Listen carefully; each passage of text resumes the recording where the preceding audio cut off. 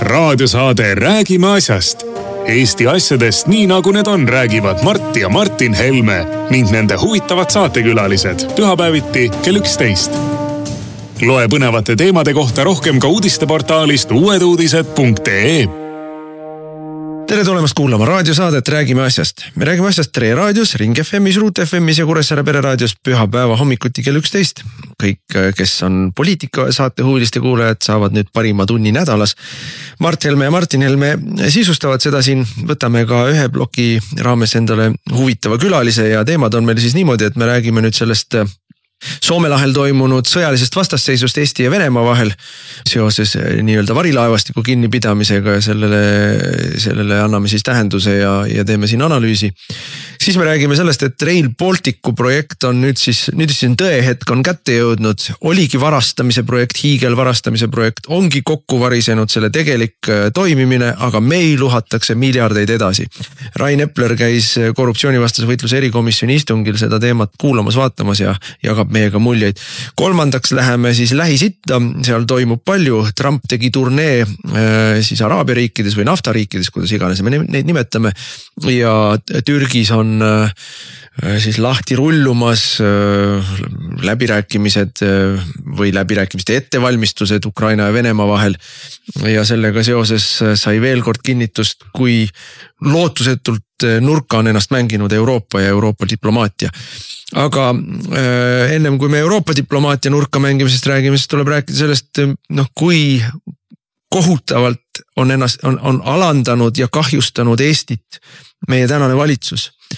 Kui metsikult halba positsiooni on meid viidud ja rügatakse edasi sõjalise konflikti toomiseks Eesti ja Venemaa vahel Eesti enda territooriumil. Ja see jutt käib loomulikult sellest nii-öelda varilaevastiku laeva kinnipidamiskatsest, mis siis sai alguse teisipäeval. Eesti avalikkus sai sellest teada alles neljapäeval ja loomulikult mitte Eesti enda allikatest, vaid välismaalt. Meie peavoolumeedia surmani seisab selle eest, et süvariigi propagandat teha sellest, millest rääkida ei tohi, ei räägi.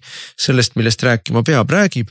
Ja ei tohtinud rääkida sellest, et Eesti läks nii-öelda kinni pidama laeva ja sai praktiliselt kaela kuuma konflikti Vene õhuväega.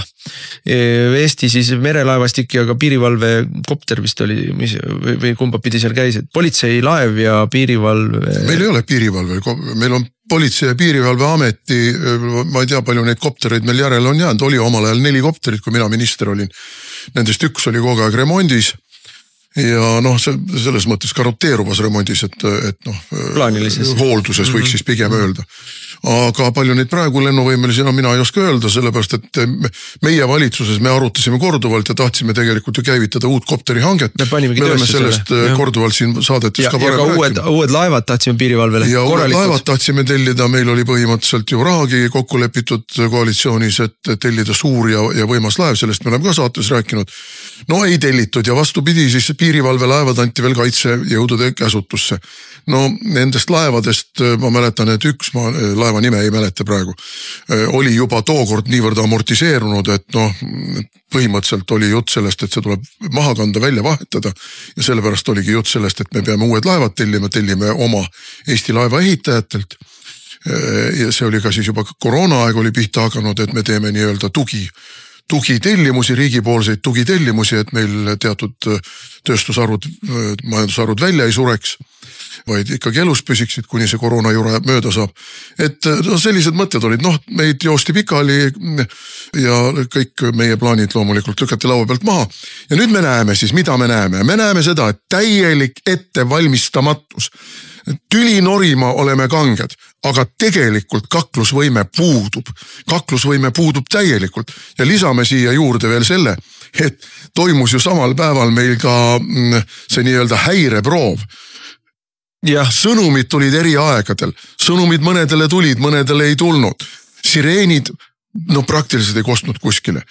Ma ei kuulnud kuskil ühtegi sireeni. Umbes kolmandik. Kas ei töötas halvasti või töötas valesti või valel ajal või valesti. Et see oli ju ka täielik läbikukkumine. Kõik need Puhevil nii-öelda julgeolekuametnikud, kes käivad meil valitsuse eriistungitel ja Riigikogu komisjonides tähtsa näoga ja meedias tähtsa näoga lehvivad, kes küsivad meilt mõõtmatuid summasid raha, et tähtsat asja teha. Ja mis nad siis meile teinud on? Käkerdise, see ei tööta, mitte miski ei tööta meil, alates sellest, et elanikkonna teavitusest ja lõpetades sellest, et kui me ju võtsime selle aasta aprillis vastu eraldi seaduse just nimelt selle jaoks, et neid varilaevastikke siis paremini saaks kinni pidada, no seda me ja selle seaduse tõi meile ju jälle need Puhevil rinnaga julgeoleku jublakad, võllid, kes meile tõid Riigikogusse seaduse, peab vastu võtma, kes poolt ei ole, on putinist, me peame oma territoriaalvett kaitsma siin Vene varilaevastiku. Aga mis nüüd on? Tegelikult ju läks Eesti rikkuma rahvusvahelist mereõigust, sest et seda laeva ju üritati tegelikult siis sisuliselt kaaperdada rahvusvahelistes vetes. Jah, Eesti majandusvöönd, aga see majandusvöönd ei tähenda seda, et meil on seal õigus jõudu kasutada või pardale minna või üle võtta. Seda õigust meil ei ole. Ja kui me kõik räägime, et põhimõtteliselt, miks see tähtis on? Kogu Eesti nii-öelda moraalne üleoleku tunne suhetes Venemaaga või suhtes Ukrainasse põhineb ju sellel jutul, kuidas meie oleme rahvusvahelise õiguse ja rahvusvaheliste reeglitepärase maailmakorra poolt. Aga reeglitepärase maailmakorra nurgakiviks on rahvusvaheline mereõigus. Ja siis me lähme ise seda rahvusvahelist mereõigust rikkuma. Ja lähme niimoodi rikkuma, et saame kohe vastu tatti. Tõmbame siis saba jalge vahele, jookseme minema ja siis hakkame nurga tagant rusikatega vehkima, et meil tegelikult ei olnudki plaanis seda laeva üle võtta, meil tegelikult ei olnudki soov. Me saime, mis me tahtsime, ta läks meie vetest ära. See on valetamine, seegi on ju rahvale näkku valetamine. Ta ei olnud meie vetes, me sundisime või tahtsime sundida teda tulema oma vetesse ja siis tuli kaks Vene lennukit, mis lendasid sealt olukorrast üle ja kõik said aru, et siin kaklustes meil ei ole enam midagi teha, kui nad tule avavad, siis on sule puru järel ja siis tõmmati tagasi. Ja mida sellega näidati, mida sellega tõestati? Mitut asja tõestati. Esimene asi on see, et Eesti tänane valitsus töötab palehigis selle nimel, et viia Eesti sõtta Venemaaga. See oli selle asja eesmärk, seda tehakse edasi, seda tehakse igapäevaselt edasi. Meie ülesanne, meie valitsuse ülesanne, mis töötab rahvusvahelise sõjapartei hüvanguks, on tekitada tuline konflikt, relvakonflikt Venemaaga. Ja me olime sellele väga lähedal. Eesti merevägi ja Vene õhuvägi olid sisuliselt 11 kirbule võtnud. Ja No Eesti mereväel ei ole võimekust võtta lennukit kirbule. Siis oleks tuld saanud, Siis seal oleks laibad taga olnud. Venelased oleks avanud meie mitte tuld. Venelased võinud need kaks meie laeva Raju ja admiral Kurvitsa põhja lasta. Ilma igasuguse probleemita. Tõenäoliselt ka selle Poola Migi, mis tõsteti õhku siis, kui venelased tulid siia lendama ja lendasidki meie õhuruumi ja ma arvan, et lendasid meelega meie õhuruumi, õigemini täpsemalt ma arvan, et neil oli täitsa suva sellest. Neil oli lihtsalt suva sellest. Me teeme, mis me tahame ja sellega näitasid meile jälle koha kätte, mida tähendab NATO õhuturve ja mida kogu see asi näitab. See kõik on üks bluff, pabertiiger. Et me oleksime saanud õhulahingu Eestis või õhusõja Eestis, mille käigus meie mereväge tulistatakse, mille käigus NATO lennukid Vene lennukitega meie õhuruumis tulistavad, et seda ju tahetigi. Aga selle tahtmise käigus saime me ka seda teada, et selles olukorras ei saada hakkama. See sai ka nüüd kõigile selgeks, sai venelastele selgeks. Ma lugesin lääne lehti, ma lugesin inglise lehti. Ma ütleksin selle kohta venekeelse sõna bažaar, täielik häving, täielik piinlik läbikukkumine häving. Vene meedia oli täis videoklippe ja kirjeldusi ja mõnitust ja irvitamist ja halvustamist, aga ka süüdistamist ja ähvardamist. Ja mis siis oli mingisugune Vene eru mereväelane, ma ei tea, praegune rahvasaadik, kommenteeris omalt poolt kuskil Vene portaalis, et eks me teeme siit oma järeldused. Eesti tahab sõda. Mis ei ole vale järeldus muide. Eesti tahab sõda. Ja teeme siin täpsustuse. Eesti tänane klikk, tänane valitsus tahab sõda. Eesti rahvas ei taha, meie erakond ei taha. Ja meie neile seda kandikul pakkuma ei lähe, aga kui nad jätkavad seesuguseid provokatsioone rahvusvahelistes vetes, siis Vene sõjalaevad hakkavad Vene sadamatest ja Vene sadamatesse kaupu vedavaid laevu rahvusvahelistes vetes turvama. Et mida te siis saite nüüd, kallid sõbrad, tegelikult meil on ju admiralid ja kommodoorid ja meil on ju kindralid ja brigaadikindralid ja olles küll põgusalt ja okupatsiooniarmees aega teeninud, siis ma võin öelda, et seal oleksid nad majori ja podpolkovniku taseme maksimaalselt välja teeninud, maksimaalselt need meie admiralid ja kindralid, et tase on ju selline, mis siis Eesti kaitsejõud on pataljoni tasemel õppusi teinud ja te tahate pataljoni tasemel õppuste läbiviimise kogemusega minna armeedega sõdima, suurte armeegruppidega, brigaadidega sõdima. No lihtsalt hullumeelsus, sest et praeguseks on nüüd täiesti selge see, Euroopa on võitlusvõimetu in corpore, meil ei ole Euroopas ühtegi võitlusvõimelist armeed. Nad on näidanud seda nii Afganistanis, kui Malis, kui Süürias, kus kohas tahate veel. Kõik need Euroopa armeed on võitlusvõimetud. Ja ma lugesin ka, vist oli mingi Briti analüüs, mis ütles, et vähemalt inimpõlv, 25 aastat, läheb aegu enne, kui Euroopa suudab sõjaliselt muutuda sedavõrd võimekaks, et ta reaalselt on võimeline sõdima teiste suurriikidega. Inimpõlv, see on 25 aastat. Mind selle aja peale tõenäoliselt ei ole enam siin ilmas. Mitte tõenäoliselt, vaid kindlasti ei ole. Ma ei usu, et ma 100 aastaseks elan. Aga mis siis vahepeal toimub? Vahepeal toimub üks ärplemine ja lihtsalt välja meelitamine, et kuule, aga venelane, pane meile siis üks korralik liter ära. Aga see ärplemine ju praegu põhimõtteliselt jõudis sinna faasi välja, mille eest me oleme hoiatanud. Et sellel ärplemisel on tagajärjed ja me hakkame selle tagajärje eest hinda maksma. Ja nüüd on oluline rääkida, me juba kuulsime, mida siin Pevkurid ja Michalid, et Aga alguses, kusjuures täiesti eri juttu. Siis läks natuke aega, siis Stratcom saatis oma jutupunktid, siis hakkasid kõik rääkima, et eiga meil tegelikult ei olnud plaanis pardale minna, et me kahtlustasime, et ta võib kahjustada ühte sidekaablit ja sellepärast me saatsime laevad sidekaableid turvama. See oli nüüd teine jutt, aga see, et helikopter lendas seal kohal, algul oli jutt, et me tahtsime dessandi maandada seal ja sundida teda sadamasse tulema. Seda nad tahtsidki, see oli ju selge, et nad tahtsid seda, nad alguses kinnitasid üle ka. Aga ma ütleksin sekka veel, vaadake, kallid kuulajad. Eesti merevägi ei ole sedavõrd võimekaski kui mingid Somaali piraadid. Ja siis tuli Stratcom oma mulaga ja see mula on selline, et peamegi võitlema varilaevastikuga ja peamegi seda ja teiste tegema ja me ei saa siin põlve nõtkutada, nagu meile siin Michal laias Riigikogus. Ja mina ütleksin selle kohta niimoodi, et jälle ollakse lihtsalt millestki täiesti joobnud. Meie ei ole impeerium ja meie ei ole see riik, kes lõpetab ära Vene varilaevastiku sõidud. Lihtsalt ei ole, tulge palun reaalsusesse, tulge palun adekvaatsusesse. Sellega saaksid võib-olla hakkama suurriigid, võib-olla Briti laevastik, ma ei ole kindel, aga võib-olla Saksa laevastik, ma ei ole kindel, aga võib-olla.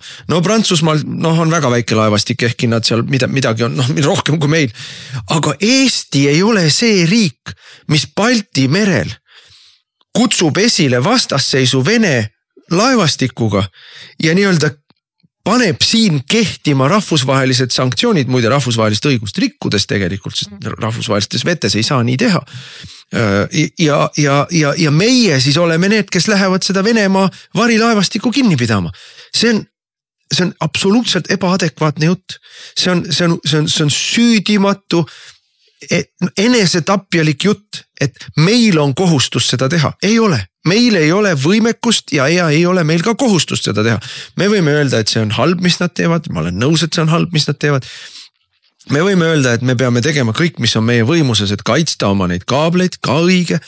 Aga minna sellisesse laupkokkupõrkesse Vene õhuväega, Vene mereväega Soome lahel on Eestile sõja kaela tõmbamine ilma võimekuseta selles sõjas üldse midagi saavutada. Seda me nägime ära sel nädalal. Lennukid lendasid üle ja meie olime urgudes peidus. Ja õige oli, et urgudes peidus, sest muidu oleks surnud kõik. No mina ütlen niimoodi selle kohta, et ega Vanka ei andesta, ega Vanka ei unusta.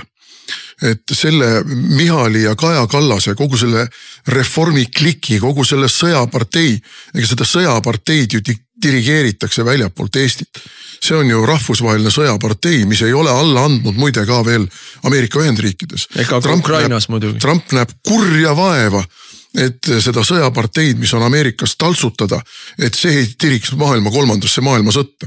Kurja vaeva näeb ja süüdistatakse muidugi teda putinismis selle pärast, nii nagu meidki. Et no kuulge, kui teil ei ole kaklemisvõimekust, siis ärge norigi tüli, aga mina ütlen, et Vanka ei unusta ja ei andesta. Vaadake Venemaa ajalugu, vaadake ja õppige Venemaa ajaloost. Nad on võimelised hambad ristis pikalt kannatama ja ootama momentumit. Ja kui see momentum tuleb, nad kasutavad hetkega selle ära. Ja mina ütlen, et miinimum, mis me selle reformikliki ja sõjapartei ärplemise tulemusena saavutame, on see, et me jääme ilma Narvast. Lihtsalt meie alandamiseks, meie häbistamiseks, NATO alandamiseks, NATO häbistamiseks, meie liitlaste alandamiseks ja nende häbistamiseks, kogu tänase maailmakorra häbistamiseks ja purustamiseks. Vankad teevad ühel hetkel selle operatsiooni, võtavad ära Narva ja siis küsivad kõik Pariisis, Londonis, Washingtonis ja mujal.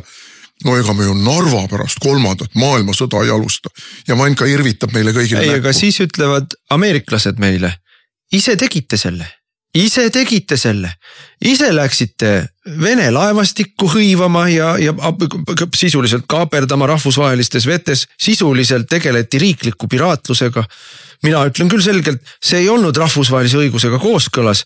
Kõik siin sõimavad hutisid, kes takistavad liiklust Punasel merel. Aga millega siis Eesti riik tegeles Balti merel või Soome lahes? See on kooskõlas sanktsioonipakettidega, mis on Euroopa Liidu poolt vastu võetud ja Venemaa vastus rakendatud ja mida toetab ka Ameerika. Et see on ju see põhjendus. Ja aga see ei ole korrektne põhjendus. See ei ole korrektne põhjendus ja isegi kui see põhjendus on tõene, juriidiliselt on võimalik kõiki asju ära seletada, musta valgeks värvida ja valgeks mustaks värvida, siis praktikas on niimoodi, et selle sanktsiooni jõustamisega ei ole mitte ükski teine riik, eurooplased, ameeriklased, mitte keegi teine ei ole tahtnud tegeleda. Varilaevastiku vastu ei ole mitte keegi teine läinud, sest et nad kõik saavad aru, et see on ohtlik. Soome korra läks, võttis selle Eagle S või mis selle nimi oli ja see läks kuulekalt sadamasse. Venelased tegid siit oma järeldused, muide, sellest konkreetsest kaasusest ja mitte midagi ju välja ei tulnud. See laev lasti minema. Jah, nõuti, et mingisugused tehnilised probleemid on vaja likvideerida. Need likvideeriti ära, aga mingisugust sanktsioonide järeldust või mingisuguse edasiste varilaevastiku tõkestamiste järeldusi sellest ei tulnud. Ja kõik kriminaalasjad, mis meeskonna liikmete vastu algatati, on praeguseks lõpetatud. Tähendab, kes siis lolliks jäi? Lolliks jäi Soome riik. No mitte ainult lolliks, aga see minu meelest räägib meile ka seda, kui me vaatame sellele asjale natuke teise nurga alt ja astume välja sellest hüsteerilisest sõjapropagandast.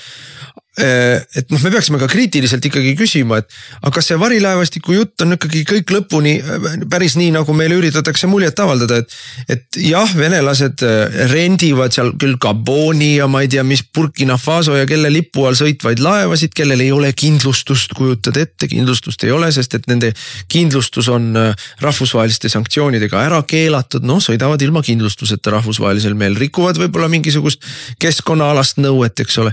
Aga põhimõtteliselt see on kõik selline, ütleme ümbert nurga üritatakse leida põhjuseid, miks neid laevasid ei tohiks sõita, aga põhimõtteliselt venelastel on õigus oma naftat müüa, kui nad tahavad. Ja kui eurooplased ei taha osta, siis on neil õigus sanktsioonid kehtestada ja mitte osta. Aga venelased võivad oma naftat edasi müüa ja võivad seda naftat laevaga tankida, kui see sõidab mööda rahvusvahelist vett ja rahvusvahelise õiguse raamides, sest et need sanktsioonid, millest räägitakse, see 17. pakett, mis kehtima pandi, see ei ole kogu maailma kohta kehtiv. See on Euroopa enda poolt endale tehtud või ütleme Euroopa ja Venemaa vahelisi suhet reguleeriv. see ei ole Aafrika riigid või Hispaania või Hiinad või Indiad, nemad sellest osa ei võta. Nemad on otsustanud, et nemad tahavad Vene naftat edasi osta ja venelastel on õigus seda neile müüa. Ei ole, ega eurooplastel või ka ameeriklastel ei ole õigus öelda venelastele, et ärge müüge oma naftat neile, kes tahavad osta. No, see ongi kahtlane koht juba teine, mis ma tahtsin veel öelda on see, et nüüd meie põhiline jutt on see, et ähvardavad kaableid lõhkuda, ähvardavad siin küll elektrikaableid, sidekaableid. Meil ei ole ühtegi tegelikku tõestust sellest, et mõni varilaevastiku laev päriselt neid oleks lõhkunud. Küll aga me teame, et Nord Streami lasid õhku lääne eriteenistused. See on selline nii-öelda avalik saladus, et ei olnud keegi teine kui lääne eriteenistused, kes selle Nord Stream õhku läksid. Ehk siis need võltslipu operatsioonid, kus siis tegelikult neid mingeid kaableid lõhutakse, võivad olla samamoodi. Ma ei ütle, et on, aga võivad olla samamoodi lääne enda eriteenistuste tekitatud, et siis saada ettekääne nende laevade osas. Et see kõik ei ole nii üheülbaline, nagu meil avalikust üritatakse näidata. Ja, no ma tahtsin öelda seda, et sanktsioonideks Iraan on juba 1979-80 aastast alates sanktsioonide all ja täpselt samuti Iraani mullade režiimi on püütud lämmatada sellega, et Iraani nafta ei pääseks turule. See ei ole töötanud. Iraan on jätkanud oma mullade režiimiga, Iraan on arendanud oma tuumavõimekust, Iraan on tõenäoliselt välja töötanud praegu potentsiaalselt juba tuumapommi tootmise ja kasutamise võimekuse, kanderaketid on olemas, et see sanktsioonitamine, see takistab ja see teeb ebamugavaks põhimõtteliselt. Ei likvideeri seda, et sa mingisuguse sulles vastumeelse režiimi suudad kukutada. Ei suuda. Ja täpselt sama on ka Venemaaga. Ei suuda kukutada. Ja kui me tuleme tagasi selle Rail Balticu teema juurde, mida me siin, siis Rail Balticu surm, mis on tegelikult surm praegu ja muutunud, nii et ta on muutunud ainult rahapesuprojektiks. Surm on ju suuresti tingitud sellest, et Venemaaga kaupa ei ole ja Euroopa, Lääne-Euroopa, mis tahtis meie kaudu ja Rail Balticu kaudu vedada ka Venemaa kaupu Lääne-Euroopasse, on huvi kaotanud selle vastu. See on ka üks tulemus kõigele sellele. Nii et siin, aga mida ma tahan kindlasti öelda kõige selle tausta selgituseks veel on see, et mida me näeme Eestis, mida me näeme läänes laiemalt, aga mida me Eestis näeme eriti. Meil ei ole enam absoluutselt mitte mingit normaalsust. Meil ei ole tegelikult üheski elualas toimivaid poliitikaid, toimivaid struktuure ja tegelikku toimimisvõimekust. Meil on ainult üks propaganda, meil kõik on muutunud propagandaasutusteks. Kaitsejõud on propagandaasutus, Kaitseliit on propagandaasutus, Siseministeerium on propagandaasutus, Politsei- ja Piirivalveamet on propagandaasutus. Kõik tegelevad ainult propagandaga. Kliimaministeerium samamoodi. Aga tegelikult mitte midagi tehtud ei saa. Teid ei ehitata, maksed tõstetakse, inimesed on sunnitud sisuliselt Eestist juba massiliselt lahkuma. Täiesti küüniliselt veetakse siia sisse kolmandast maailmast odavtööjõudu. Kõik on muudetud mingisuguseks väärastunud propagandaks ja tulemust ei saagi olla sellisel juhul. Toon ühe näite. Nüüd avastas äkki endine Päästeameti direktor Mati Raidma, Eesti vajab tugevat ja võimekat kriisireservi. Vabandust, Mati Raidma, kui mina olin minister, siis me alustasime selle kriisireservi loomisega. Siis oli sinu erakonnakaaslaste ja kogu selle propagandaks muudetud poliitika sõnum see, et Helme tahab teha oma eraarmeed. Mati Raidma isiklikult võttis ka sõna minu meelest selle vastu. Nüüd äkki tahab ta eraarmeed. Ma mõtlen miks pärast. Sellepärast, et nüüd selle julgeoleku tagamise sildi all on võimalik sinna uhada suured rahad. Suured rahad, mis lähevad jälle omadele jagamiseks, hangete tegemiseks ja mida suurem on raha, seda kergem on sealt ju mingisuguseid purukesi kõrvale toimetada. Et see korruptsioon on nii valdav, nii endeemiline ja nii Eestit hävitav. Ja see, kogu see julgeoleku teema käib selle sama propaganda hulka. Ja see julgeoleku propaganda tegelikult ühel hetkel võib Eesti rahva hävitada. Kokku võtaks ikkagi selle teema niimoodi, et meil hakkavad kätte jõudma nüüd reaalsed tulemused sellele sõja õhutamisele ja sõjahüsteeria õhutamisele, mida me oleme 3 aastat näinud, mida Reformierakond on vedanud, Kaja Kallas ja Michal ise. See nii-öelda Venemaa põlvili surumise ja tükeldamise jutt ja Putini karistamise jutt, mida me oleme kuulnud küll Mihkelsonilt, küll Tsahknalt, küll kõigilt neilt. Ja see täiesti mõistuse vastane, üliemotsionaalne, labiilne räuskamine, mis on toimunud, siis nüüd nagu kontsentreerus siis sellesse hetke, kus me selle praalimise tulemusel läksime siis seda nii-öelda Vene varilaevastiku laeva üle võtma ja lihtsalt suruti meid pöidlaga paika pandi, litsuti laiaks ja irvitati meie üle. Ja kui siit ei tehta järeldust, et tuleb muuta seda lähenemist, siis järgmine kord on laibad taga. Me saame selle sõja ja sellel sõjal on laibad taga ja neid laipasid saab palju olema. Ja see on hukutav kurss, mida meile tänane valitsus toob. Raadiosaade Räägime asjast. Eesti asjadest nii nagu need on, räägivad Mart ja Martin Helme ning nende huvitavad saatekülalised pühapäeviti kell 11. Loe põnevate teemade kohta rohkem ka uudisteportaalist uueduudised.ee. Aga me võtame nüüd telefonile Rain Epleri, kes on meie erakonna fraktsiooni liige ja erakonna liige ja valitud Lõuna-Eestist, nii et siin Rail Baltic puudutab ainult selles mõttes, et see sealt läbi ei lähe. Maksta saada aga küll ja sa oled ka erakonna esindaja sellises komisjonis Riigikogus nagu korruptsioonivastase võitluse erikomisjon, mis siis sellel nädalal arutas. Rail Baltic on nii habemega teema, et me võiksimegi jääda sellest rääkimata, aga asi on jõudnud teatud faasi nüüd ja see faas on selline, et nüüd on vist enam-vähem ausalt ja päriselt välja öeldud, et kiire rongiga Berliini ei hakka me mitte kunagi saama. Aga räägi meile siis sellest erikomisjoni istungist. Ja kõigepealt tervist ja tõepoolest nõustun sellega, mis sa sissejuhatuses ütlesid, et Võrumaad puudutab Rail Baltic tõesti niimoodi, et ta siit läbi ei lähe, aga ta ikkagi Võrumaad rahalises mõttes puudutab sama palju kui kõiki teisi eestimaalasi, et see Rail Baltic on üks koht, kuhu palju maksuraha on läinud ja läheb ka edasi. Tõepoolest esmaspäeval oli üks, ma ütleks, selle aasta võib-olla värvikamaid korruptsioonivastase erikomisjoni istungeid. Külas oli Läti parlamendi Rail Balticu uurimiskomisjoni juht, lisaks Riigikontroll, lisaks Rail Baltic Estonia juht loomulikult, Kliimaministeeriumi esindaja, ja isegi tegelikult minu üllatuseks oli kohal ka Elroni esindaja, aga see haakubki selle teise mõttega, mis sa just ütlesid, et öeldigi väga selgelt ja otse välja, et me räägime täna Tallinn-Häädemeeste raudteest. Sest et nii nagu lätlased väga selgelt ütlesid, neil täna ei ole rahastust isegi Riia lähistel asuva suure terminali ehituse jaoks või neil ei ole täna plaani, et kust see raha tulema peaks. Neil ei ole rahastust suurte sildade jaoks, mis oleks Lätis vaja ja neil ei ole ei projekteerimist, ei ole ei maid täielikult omandatud ega ka rahastust selles osas, mis puudutab Riiast põhja poole tulevat raudtee osa, mis tähendab, et Läti poole pealt meieni raudtee kindlasti 2030 ei jõua. Kuna see on nii vana asi, siis tuleb mõned asjad minu meelest meelde tuletada, et Rail Balticu asja on räägitud meil põhimõtteliselt alates 2011. aastast ja siis arutati, kas ta läheb üle Tartu või läheb üle Pärnu ja siis räägiti ikkagi, kohe hakkas meile see jutt käima, et me läheme üle kitsale Euroopa laiusele ja hakkame Tallinnast kiiresti otse sõitma Berliini, et vahepeal peatume veel Riias ja siis sõidame Vuhinal Berliini ja see kõik võtab aega, seal võib-olla mõnikümmend tundi on see rongisõit kokku või ma isegi ühe ööga läheme ära.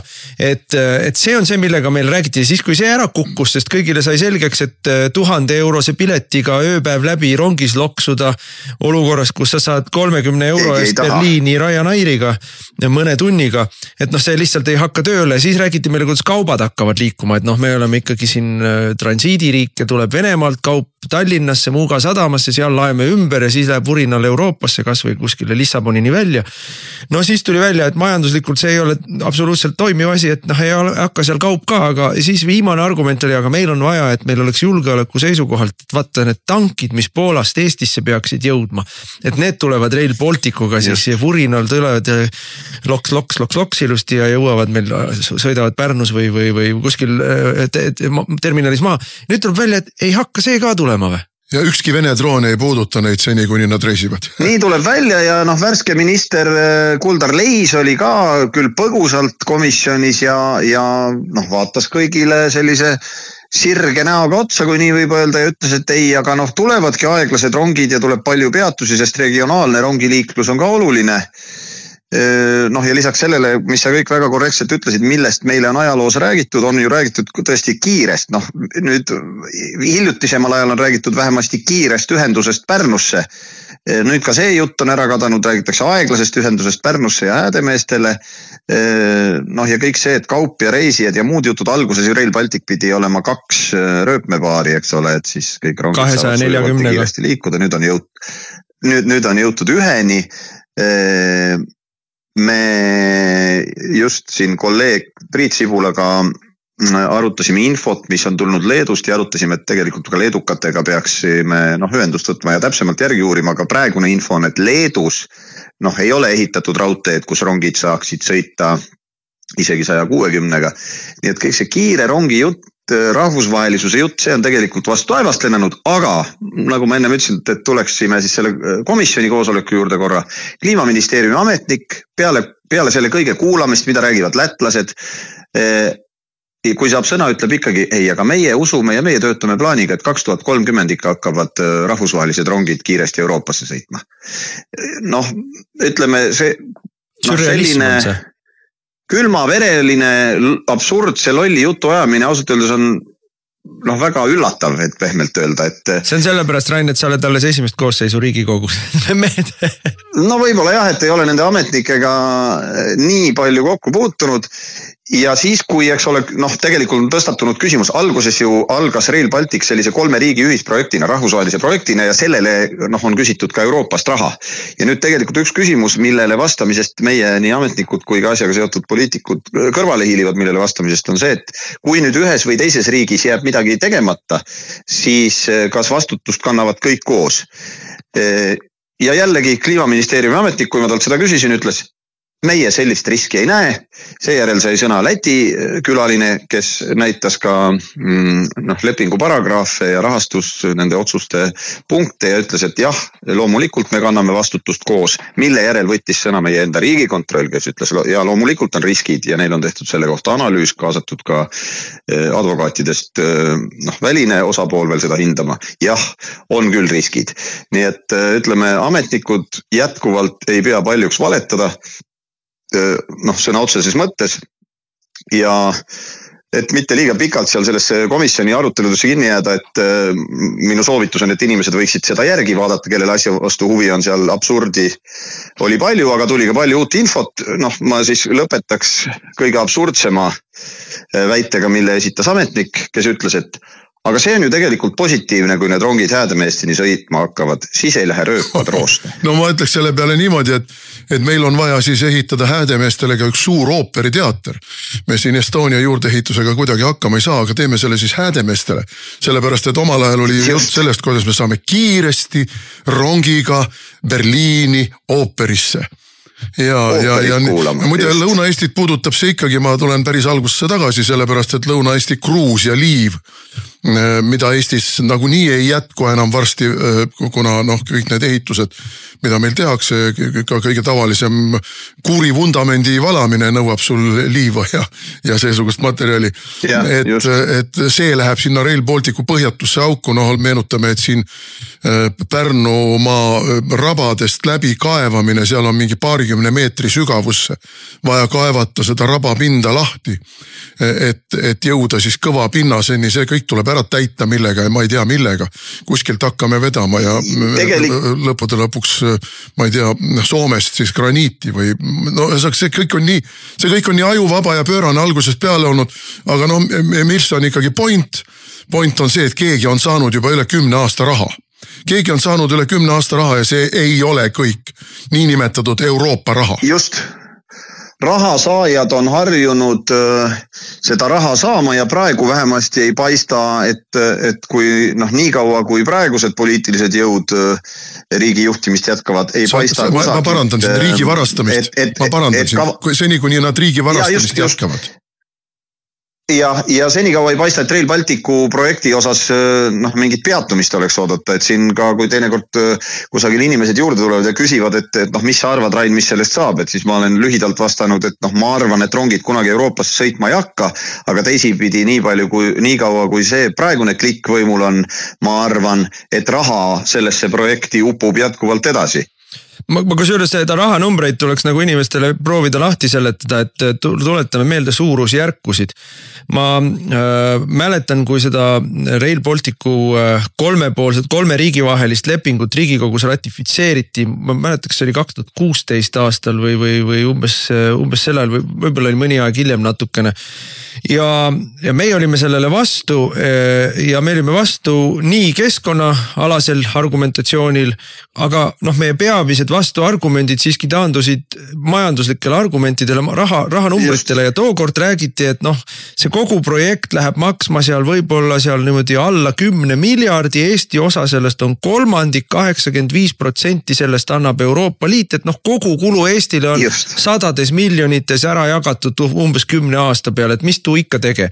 Aga ja siis meil oli kohe ette oli selge, et ja Eesti osa seal siis öeldi umbes kogu kulu oli seal 2,5 miljardit võib-olla räägiti. Ja siis omakorda, et jälle 80% tuleb eurorahast. See arvutus oli ette näha juba sel hetkel, kui räägiti täielik muinasjutt. Nüüd siis mõni aeg läks mööda, kui siis hakati nagu päriselt projekteerima tegema, siis Eesti osa sellest kasvas seal kuskil 5-6 miljardini. Eesti osalus sellest jätkuvalt siis 20%, aga ausalt öeldes hakkab juba lõhnama sinna miljardi kanti, eks ole, see oma kulu. Me ei räägi eurorahast, me räägime oma kulust. Niimoodi, rääkimata hooldusest, mis hakkab pärast seda jääma täielikult meie õlgadele, mis on 10 miljonid aastas igal juhul. Siis läks veel natuke aega mööda ja öeldi, et seoses hindade tõusu ja inflatsiooniga kogu projekti, kogu kulu on hinnanguliselt 40 miljardit ja Eesti osa sellest on seal 12-15 miljardit. Ütleme siis, ja et 80% eurorahast on jätkuvalt selle numbri sees, kui ta jäi veel sinna 6 miljardi juurde. Ühesõnaga, kui küsite, et kust siis ülejäänud raha tuleb, ülejäänud rahad peavad projekti vedajad ise omast taskust leidma, et Eesti kulu sellest kogu projektist nüüd on hüpanud sinna, mina ütleks, et ta hakkab lõpuks meenutama seal 10 miljardit hakkab lähenema sellele, oma kulu. Võib-olla on ka 7 või 8 miljardit. Ja tegelikult siia juurde, mis puudutab just seda eurorahade osa, siin mõni nädal tagasi käis Euroopa Komisjoni esindaja, kelle siis portfellis see Rail Balticu projekt on ja ka temaga komisjonis vesteldes oli küsimus, et aga kui nüüd nii-öelda Euroopa poolne rahastus ei kata 85%, ja täna me teame, et ta ei kata, et kuidas siis edasi minna, et kas siis Euroopas nii-öelda tehakse midagi komisjoni poolt, leitakse rahasid ja tema ütles väga selgelt, et ei, ärge nüüd valesti aru saage. Teie olete otsustanud teha selle projekti, kuhu me oleme otsustanud mingil määral raha panna, aga teie vastutus on puuduolev osa leida ja see, et ärge, ühesõnaga komisjoni sõnum oli, et ärge siin kuidagi tulge nagu komisjoni kraesse seda panema, nii et see oli üsna otseselt välja öeldud, et sõbrad, et te nüüd siin olete saanud euroraha, aga nüüd varsti te enam ei saa, aga projektid te peate lõpuni tegema, sest kui te projektid ei lõpeta nii, nagu te olete lubanud, siis tuleb hakata tagasi maksma seda euroraha, mis siia juba tulnud on ja siis läheb see asi eriti kulukaks veel. Ei, tegelikult ei lähe, kui me selle arvutuse ära teeme nüüd, et kui me täna pooleli jätaksime ja selle raha tagasi, siis me oleme veel mõnesaja miljoniga jah, aga kanname kuludesse selle, mis tehtud on juba ja maksame tagasi selle, mis saanud oleme või osa sellest, mis saanud oleme, jagame lätlastega. Läti on juba saanud ühe trahvi või oli see Leedu, kes sai trahvi. Jah, Leedu sai trahvi ja praegu käib vaidlus selle üle, kas seda jagatakse 3 peale või ei jagata 3 peale. See on küll väike trahv seal mingites 10 miljonites, aga. No väike ja väike, 50 miljonit on see, millest komisjoni istungil räägiti, et kui me siin meenutame neid valitsuse jutupunkte, miks ei saa miljonit eurot laste huviharidusesse panna ja siia tänna, siis tegelikult see 50 miljonit on väike raha, kui me räägime, eks ole, 15 miljardist selle kõrval, aga kui nii-öelda mõelda, mida 50 miljoniga teha saab, või isegi kui sellest kolmandik meile tuleb, ikkagi selle eest saab Eestis terve rida häid asju teha, aga nüüd on risk, et me peame selle trahvi näha. Tuleme tagasi selle juurde, et jätkuvalt valitsus valetab meile suu ja silma sisse 2 asja. Esiteks, ükskõik kui kalliks läheks, ärge muretsege, Euroopa Liit annab sellest 80%, mis tähendab seda, et Eesti majandusse voolab miljardeid raha sisse piiri tagant, euroraha ja see elavdab meie majandust. See on vale. Teine vale on see, et nüüd me saame rongiga kiiresti Berliini ja kolmas, mis ma tahan siia kõrvale panna, on see nüüd, et 2018. aastal pandi kinni Tallinn-Pärnu raudtee. See nii-öelda Lelle lõik pandi kinni ei olnud, ma mäletan, me vaidlesime selle üle, tol ajal oli minister Kadri Simson, kus ma ütlesin, et kuule, et pange ta nüüd uuesti käima. Ei, varsti tuleb Rail Baltic ja selle uuesti avamine maksaks 20 miljonit, me ei saa seda teha, sest seda raha ei ole, eks ole. Jälle 20 miljonit, seda raha ei olnud. Ma ei mäleta enam, mis aastal 2000 alguses pandi kinni Haapsalu raudtee. Nii, ja siis selle raudtee taastamist alustasime me, kui me olime valitsuses, EKRE oli valitsuses, alustasime raudtee taastamist ma ei tea, 6-7 kilomeetrist lõiku on isegi ära tehtud nende otsuste najalt, mis me tegime, aga nüüd on ta jälle riiuli peale jäänud. Selle kogu raudtee taastamine, ütleme siis Riisiperest kuni Haapsaluni rongiliikluse edasi viimine, selle kogu kulu oleks olnud siis elektrifitseerimise ja kõigega, oleks olnud kuskil 100 miljonit ja sinna muide oleks saanud ka euroraha peale või CO-kvoodi raha või ükskõik missugust raha, nii et see ei oleks ka kõik olnud eelarve kulu ja maksumaksja kulu. Ei, seda teha ei saa, ühesõnaga regionaalset rongiliiklust põhimõtteliselt ei tehtud, sest mina väidan sellepärast, et liiga väikesed rahad läksid sinna. Et ikkagi vaja on ära kulutada miljardid ja miljardid, et mis me siin mingi mõnekümne miljoniga, siis ei saa ju varastada. Ja nüüd me teeme siis, ja selle ütles Kuldar Leis tegelikult otse välja, et nüüd me teemegi regionaalset Häädemeeste raudteed, aga vaata, kui me siin nüüd kuludest räägime, siis Rail Baltic Estonia käest oli küsimus, et kui palju see infrastruktuuri kulu iga aasta on siis, mis tuleb operaatorite vahel, eks ole, ära jagada, mida Rail Baltic Estonia siis küsima neilt hakkab, kui raudtee peaks Häädemeesteni sõitma. See on 35-50 miljonit, ma julgeks öelda, et juba siis 50 või rohkem on. Ja, aga ta oleks väike nii-öelda Elroni osa peale, kui kiired rongid sõidaks Varssavisse ja kaubad liiguks, aga kuna seda ei ole, siis sisuliselt tekib meil selline püsikulu 50-60 miljonit aastas, et Häädemeestele saaks rongiga sõita. Et ei tundu, mitte et ei tundu, ei ole kuidagi pidi mõistlik lahendus ja ütleme, et üritatakse see raha varastamine nüüd siis kuidagi tsementeerida, sest et ütleme, ma olen vestelnud siin mõne poliitikuga Reformierakonnast teemal, et ega see olemasolev Elroni raudteevõrk, kuhu me maksame tohutult dotatsiooni ja mis kvaliteedilt jääb tegelikult täna sellele alla, mida erafirmad bussiliikluses pakuvad. Et äkki me mõtleks, et ei maksa seda dotatsiooni enam, et sõidame bussidega, mille peale ütles üks Reformierakonna poliitik, aga et mis me siis selle raudteega teeme, et keegi peab raudteele seda raudtee ülalpidamise raha maksma, et täna meil siis finantseerime asju, mis käivad meile üle jõu ja mis meile ka mingit suurt lisaväärtust ei paku, nii et ja tahame ühe sellise veel juurde ja kogu tänase Elroni võrgu infratasu on kusagil suurusjärgus 30 miljonit aastas või natuke alla, lihtsalt, et numbrid võrdlusesse panna. Ja see sama Häädemeeste lõik tuleks siis 50 miljonit aastas. See ei ole sellel kõigel on algusest saadik puudub. Ja selle tõttu me tegimegi, me esitasime neljapäeval Riigikogule otsuse eelnõu Rail Balticu projekt lõpetada. Ja ma ütlen selles mõttes küll, et kõik need jutud sellest, et aga siis me peame mingi raha tagasi maksma, ükskõik kui palju me peame tagasi maksma ja selle üle saab pikalt vaielda ja selle üle saab kaubelda ja võib-olla lõpuks ei peagi midagi maksma. Ükskõik, mis see summa tuleb, see saab olema kõige väiksem kahju, mille me sisse võtame selle projektiga üldse. absoluutselt, nii et meie ettepanek on Rail Baltic lõpetada, me selle läheme parlamendis, kas see parlamendis sellel kevadistungjärgul üldse päevakorda pannakse, ma hästi ei usu, aga jälle, kui me valitsuses olime, siis me tegelikult suretasime sama meetodiga nagu lätlased Rail Balticu projekti välja, me ei eraldanud maid, me ei eraldanud projektirahasid, me lihtsalt suretasime projekti välja, lätlased on seda teed läinud ja nüüd on seal faasis, et ütlevad, et meil ei ole rahastust, meil ei ole midagi ette valmistatud, tõenäoliselt jääb tegemata. Aga meil mindi edasi mürinal ja nüüd me oleme siin. Nii et ja siis kurdetakse, kuidas raha ei ole riigil raha ei ole, makse peab tõstma. Aga mina tahan lõpetuseks või ma ei tea, võib-olla Rain tahab midagi veel lõppakordiks panna, aga tahan öelda seda, et meil on tuututatud mitu aastakümmet siin juba, kuidas võrreldes saatuse kaaslastega on meil hästi läinud ja Eesti edulugu ja aga saatuse kaaslastel on niisugused lood, et on näiteks meie poolt põlastatud Usbekistanis on kiirraudtee.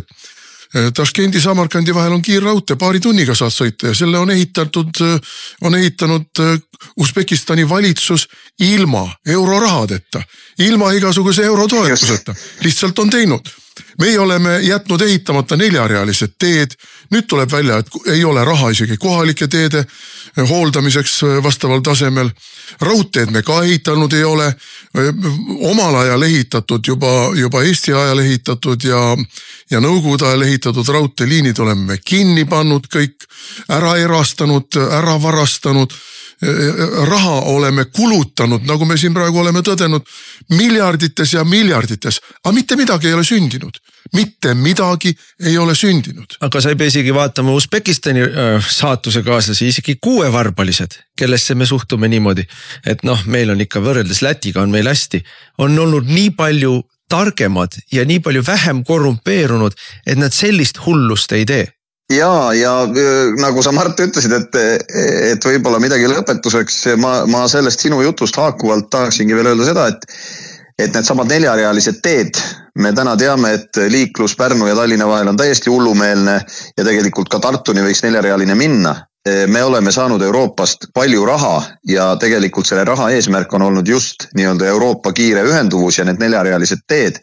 Eestis on see ära kulutatud kusagile mujale ja täna ei ole välistatud võimalus, et ühel päeval me hakkame Euroopaga vaidlema selle üle, kas me ka selle eest peame trahvi maksma, et meil ei lähe 4-realist teed, näiteks ei ole Tallinna ja Riia vahel, eks ole, meil ei ole Pärnunigi.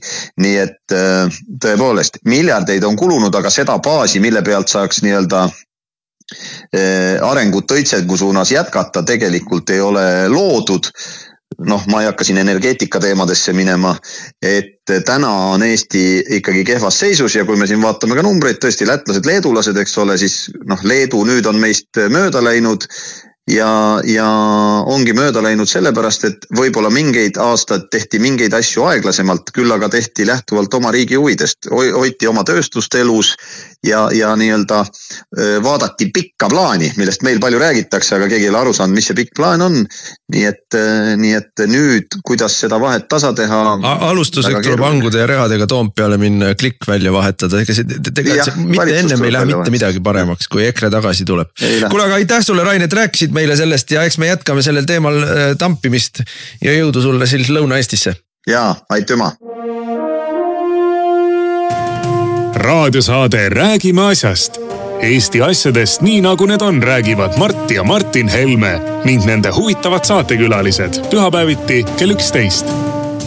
Loe põnevate teemade kohta rohkem ka uudisteportaalist uueduudised.ee. Jätkame saadet, saate nimi on Räägime asjast räägivad Mart Helme ja mina Martin Helme ja siis nüüd välismaale ja Lähis-Idasse. Lähis-Idas on nüüd mitu sündmust korraga. See, mis Eesti meedias kõige rohkem kajastamist leiab, on loomulikult siis võimalik või mingil tasemel toimuv siis ukrainlaste ja venelaste läbirääkimised, rahuläbirääkimised Ukraina sõja lõpetamise teemal. Siin tõmmati kõikidele meie Kajadele ja kõikidele von der Leyenitele, Macronidele, kõigile tõmmati müts pähe. Mütsi pähe tõmbajaks olid nii venelased kui ameeriklased ja see jälle, me näeme seda mida me näeme ka Eestis siin suhetes Venemaaga selline ärplev, ebaadekvaatne ärplev hoiak, et noh, kõigepealt nädalavahetusel või siis kui 9. mail käisid siis tuusad käisid Kiievis kokaiini tegemas, et siis teatati, anti venelastele, pandi kell tiksuma ja anti aeg, selleks ajaks tuleb teil sõda lõpetada, no see aeg tuli ja läks ja tuli välja, et mitte midagi ei juhtunud. Aga kokaiini tegemise puhul ongi ju, tekivad ju teatud niisugused eufoorilised tunded, nagu ma olen kirjeldustest lugenud ja keegi ärgu tulgu nüüd öelma, kust see Helme seda teab, ju ta on ise kokaiini teinud. Ei, ma mäletan, ma lugesin ammu veel Nõukogude okupatsiooni ajal ühte 30. aastate Ameerika romaani, mis rääkis tollaste nii-öelda neegri mustade ühiskonna hierarhiatest ja sealsetest suhetest. Ja seal üks tegelane, kes esimest korda kokaiini proovis, kirjeldas siis seda, missugune eufooria teda tabas ja missugune energiavoog ja kuidas see tema seksuaalsusele mõjus ja nii edasi. Nii et ma räägin seda puhtalt ilukirjanduse põhjal. No ja muidugi, kui me sellest kokaiinist korra veel üldse peatume, siis mitte ainult internetis, vaid ka peavoolumeedias ikkagi algul näidati kaadreid, kus siis Macron, Merz ja Starmer istusid siis rongis. Ja ajakirjandus vajus sisse ja siis nad kiirkorras koristasid laua pealt ära mingeid naljakaid valgeid pakikesi ja nuusutamislusikaid või kõrsi või mis asjad need seal oli. Ja selle asemel peavoolumeedia, et küsida, kuulge, mis asi teil seal oli ja miks teil nina valge on ja miks teil silmad vilavad. Selle asemel peavoolumeedia kuulutas kohe. Kõik, kes räägivad kokaiinist, on Kremli jutupunktide vestjad. Ehk siis, ajakirjandus ei tee mitte seda tööd, mida ta tegema peaks, et küsida, et kuulge, mingi kahtlane värk oli, et andke palun seletusi, küsime pressikonverentsil, et mis siis see oli ja miks te nii tegite, mis toimus seal. Selle asemel kohe siis õukonna meedia võtab selle nii-öelda kaitsva positsiooni, tegeleb selle tööga, et hakata tümitama kõiki inimesi, kes tahaksid vastust saada sellele küsimusele, mida nemad ei küsi. Aga tuleme selle Lähis-Ida juurde tagasi. Sellega paralleelselt, eks ole, Trump oli sättinud, et ta peab ringtuuri Lähis-Idas. Ja ja ilmselt selle pidades silmas võimalust, et seal toimub mingi kõrgetasemeline kohtumine, kui vaja on, siis ta on seal koha peal, saab ka sellele panustada. Aga taustaks tegeles ta tegelikult ju Iraani vastase siis sellise suure koalitsiooni loomisega Lähis-Idas. Ja väga edukalt, see oli üliedukas tuur, mis seal oli Ameerikale nii julgeoleku mõttes kui ka majanduslikus mõttes. Meie ajakirjanduses on jälle kajastatud seda, et Katar kinkis talle hiigelkalli Boeingi lennuki ja et see on kangesti korruptsioonihõnguline. Aga tegelikult oli ju lugu niimoodi, et Katar andis lubaduse Boeingule teha tellimusi. Sadade miljardite ulatuses on seal need kaubanduskokkulepped. Üks aegade suurimaid tellimusi. Ja just. Ja siis see on Boeingule tuleb kindlasti kahtlemata väga palju kasuks, ja need on töökohad Ameerikas ja see on maksuraha Ameerikas ja kõik mis veel.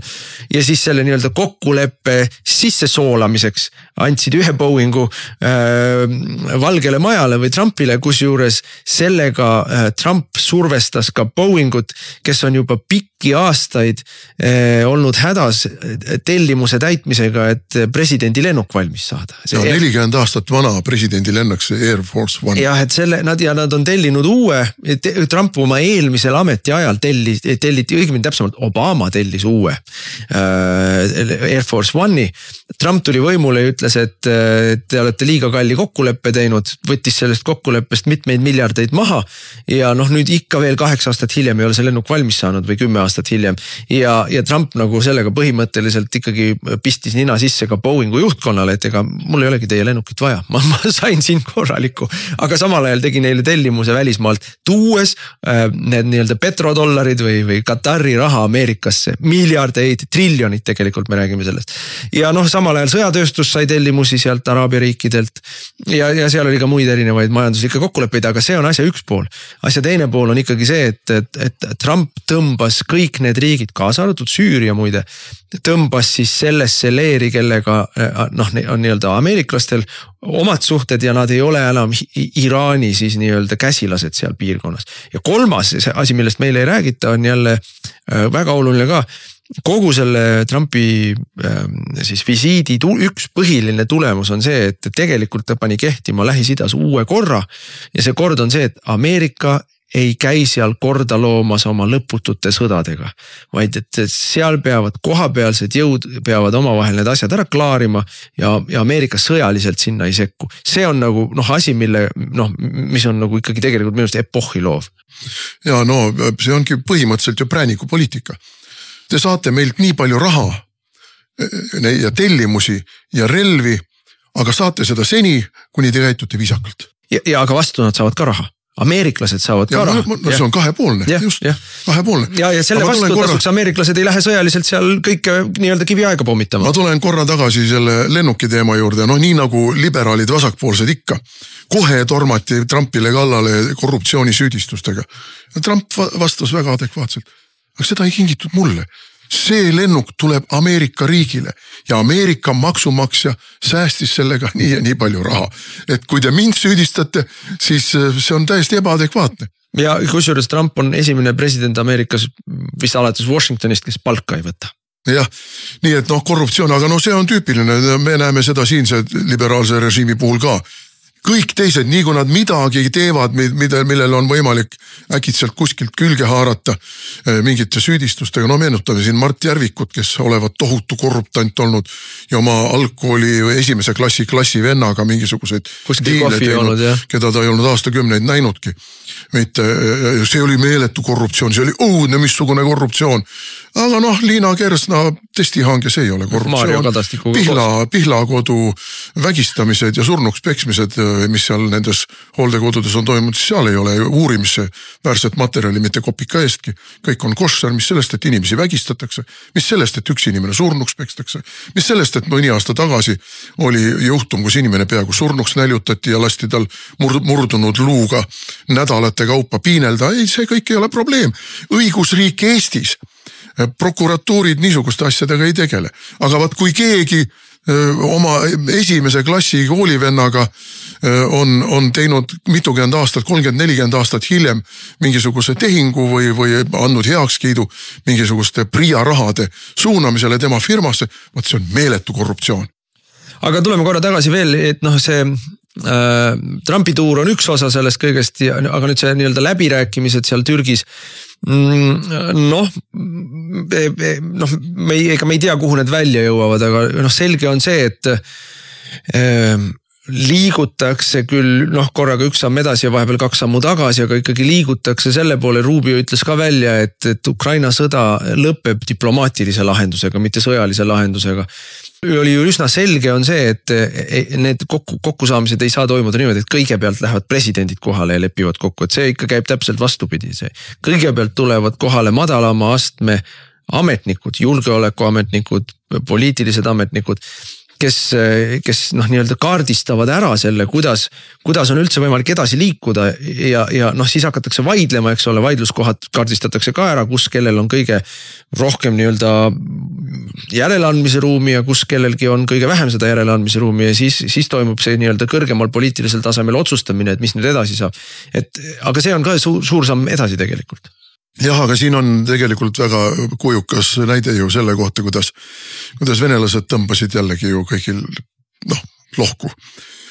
Sest Putin tegi ettepaneku ilma igasuguste eelnevate tingimuste esitamiseta alustada läbirääkimisi sõja lõpetamiseks ja püsiva rahu saavutamiseks. See on see, et Michal meile nõuab kogu aeg, püsiv rahu, õiglane põhi. Ja mis siis tegi Zelenski? Kes tahab ju sõja jätkumist, sest see on tema poliitilise ellujäämise ainus keskkond.